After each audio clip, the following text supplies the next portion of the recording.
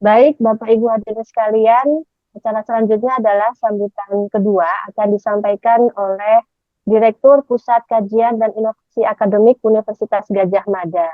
Kepada Mas Hatma Suryatmojo atau lebih kita kenal dengan Mas Moyong, tempat disilakan. Terima kasih Mbak Dian.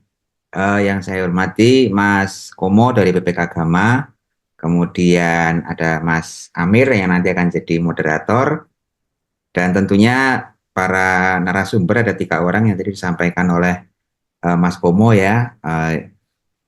Selamat siang, Assalamualaikum warahmatullahi wabarakatuh. Alhamdulillah pada kesempatan siang hari ini di hari Minggu ini acaranya keagamaan itu selalu di weekend ya, karena kalau weekday itu semuanya pada sibuk dengan kiprahnya masing-masing. Nah, sehingga kita sharing dan kolaborasinya itu dilakukan di akhir minggu. Eh, Mas dan Mbak semua, terima kasih atas kehadirannya. Ini sudah 60 lebih yang hadir pada kesempatan siang hari ini. Hari ini kita akan eh, mencoba untuk melihat sharing dari para pakar. Ini Prof. Jati ini dari Pusat Studi Lingkungan Hidup yang mengamati tentunya berbagai masalah berbagai hal terkait dengan permasalahan lingkungan hidup. Kemudian ada Bu Marleni, ini beliau akademisi yang juga kalau tidak salah menjadi salah satu tim Satgas pengelolaan sampah di UGM.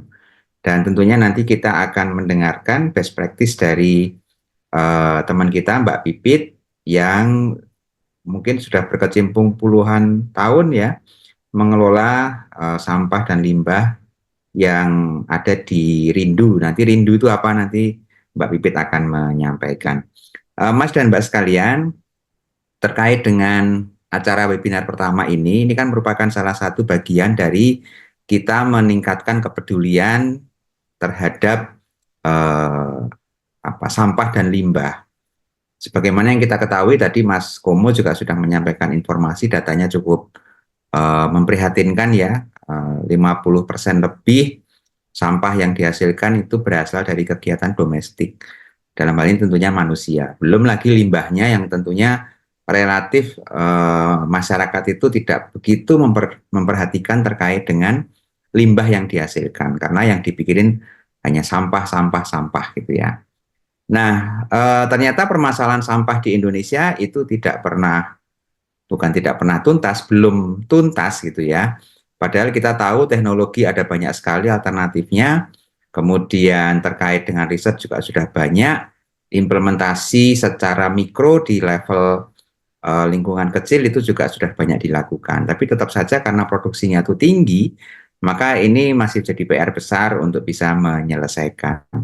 Tadi Mas Komo juga sudah menyampaikan terkait dengan 3R-nya. Nah, ini bagaimana kita memastikan 3R itu terus berlangsung. Saya ada data yang cukup menarik, meskipun datanya agak lama ya, di tahun sebelum pandemi 2019-2020, itu ada data yang menyebutkan bahwa setiap 1 menit itu Pulau Jawa dan Bali itu mengalirkan sampah sebanyak 1 truk. Jadi 1 truk sampah itu dibuang ke laut setiap menitnya.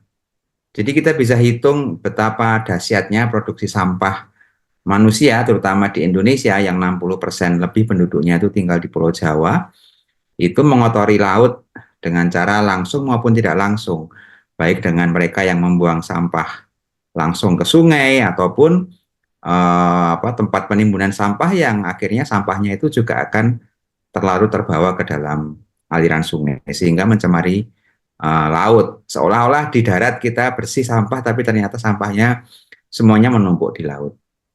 Nah, 1 menit 1 truk ini bukan perkara yang kecil. Saya kira data yang sekarang mungkin juga perlu kita lihat, dan dalam kesempatan ini kita akan mencoba untuk menyimak dan mencari solusi. Maka judulnya itu adalah solusi, bukan mencari solusi, tapi solusi penanganan sampah dan limbah di lingkungan perdesaan dan perkotaan.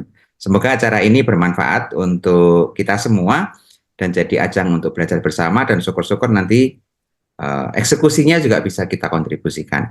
Saya kira demikian. Terima kasih. Wassalamualaikum warahmatullahi wabarakatuh.